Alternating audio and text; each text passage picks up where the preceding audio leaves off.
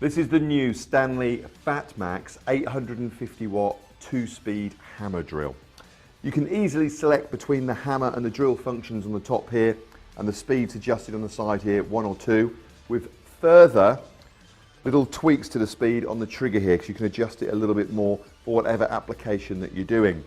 And don't forget, you've got your 4-meter rubber cord.